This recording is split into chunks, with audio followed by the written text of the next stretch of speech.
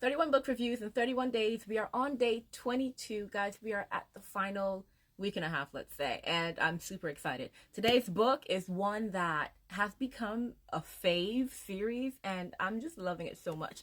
And that is Onyeka and the Academy of the Sun. This is the first book in the Onyeka series. The third book literally just got released like a few days ago, so do be sure that you go and collect it. Let me give you what's up with this book. So our young girl Onyeka, British Nigerian little girl, she's super sweet and she has this beautiful hair, but she's always kind of been taught to keep it under control. It's long, luscious, big, beautiful 4C hair, but she's always been taught keep it under control. And she's also been taught to like keep her emotions under control. She has like a little trick that she does using the Fibonacci sequence, and it's super adorable. And one day her hair goes wild, literally, as in it starts moving, and then it does a lot, but it also saves her friend. And so she's just like, did that just happen? She confronts her mom, and her mom has kept a lot of secrets from her, you know, including who her father is, where her father is. Like, there's just a lot going on. And her mom, after she reveals to her mom, yeah, this happened at the pool, her mom's just like, yeah, we have to now go and find your father. And so her mom jets her off to Nigeria, and she gets enrolled in this school for others like her, you know, people that she didn't even know existed, like, you know, a school full of magical Nigerian kids. And it's super, super amazing. These kids are called the Solari, and her mom drops her off, then her mom goes away to look for her dad. And so she's just stuck in this new environment with new people, new culture, and it's just a lot is going on. This book, it was so fun. Like I said, last year was kind of a year of middle grade for me. I just fell in love with middle grade fantasies and just middle grade books, and they were just so fun. What I loved about this book, I loved a lot. Like, first and foremost, I loved the kind of rewriting of Nigerian history. Like, it was only like subtle changes which were made like from the point of Nigeria's independence, but those subtle changes just kind of rewrote everything. So it just made the story great. You just add little embellishments which just kind of lit everything up, and I love that.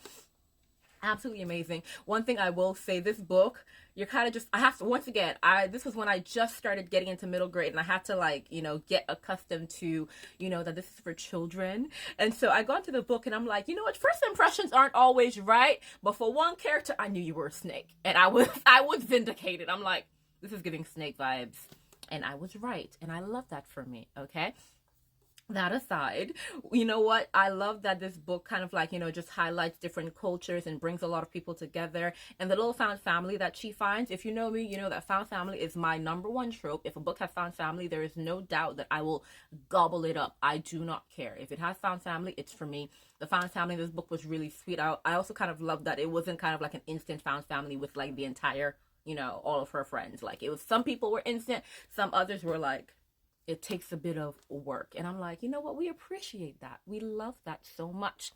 And guys, this book has a tournament. If you are a lover of fantasy, you know that any book with a magical tournament is gonna bang. It's just gonna slap. And it did, especially because, like, you know, they're kids, so like there's no murder.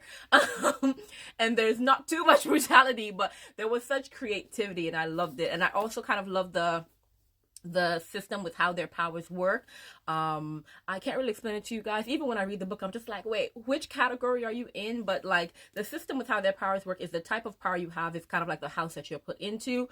So some people can, yeah, I can't describe it, but the system worked really, really well. Leave me alone, guys. Fantasy, you know it's hard to describe fantasy. Leave me be, okay? But absolutely amazing writing. I think the storytelling was really good. Like, they were introducing different aspects of the world that we were in slowly, so we got accustomed to it, but that we weren't bombarded with a bunch of information all one time, which was great. There were a lot of mysteries. Like, you get introduced to one mystery, you're just like, okay, I have to figure out what's the end goal with this, and then another mystery is introduced, and then another, and then another, and at the end of the book you're just like, what? But that's really, really, really fun, because it sets us up perfectly for the second book. For, like, you know, some mysteries are answered in this book, but then we have more, and then that sets us up for the second book where more, you know, answers are given, and, you know, just super, super fun. Now, like I said, middle grade, but do give it a shot. It's super good. Like, middle grade is great because it's really fun to read, and it's also really, really quick. So I'm telling you guys, pick this up, and don't just stop there. Pick this up, pick the second book up, pick the third book up that just came out. I haven't read that one yet because obviously life has been lifing and it only just got released. But yeah, it is at the top of my list, and that is not a joke. That's not a lie. This book, it was a vibe. It was completely worth it, and it has set itself up to be one of like my favorite like young series, and I'm really hoping that it just keeps going. I think it's great that we have like this young black girl learning how to love her beautiful, luscious 4C hair. Like, it's great to see that theme of self-acceptance in a book like made for young people, especially young black people. So I absolutely love that. And I'm just like, girl, if I had your hair, it's all right. Yes, I was a bit jealous of like a 12-year-old, but please, let's let me be, okay? You guys know I'm a bit dramatic, so why should that surprise you? But yeah, it is what it is. The villain, I will say, in the first book, the villain, it was obviously middle grade, so it's easy for me to guess. I think even a young person might, nah, actually they won't figure it out. So yeah, it was easy for me to guess. And then there was one part of like, kind of like the battle with the villain that I didn't like, but it's more so because like I'm used to kind of overcomplicated books, so I think that's kind of what like set me off. But when it came to the second book, that second book said, yeah, we not playing games anymore with that. It had like little moments, but I'm just like, absolutely beautiful. So I cannot wait to see what the new adventure in the third book is going to bring. But yeah, do be sure to pick up Onyeka and the Academy of the Sun, and all the other books in the series. So I will, yeah, this is a book I'm recommending for your youngsters and for you, like no joke.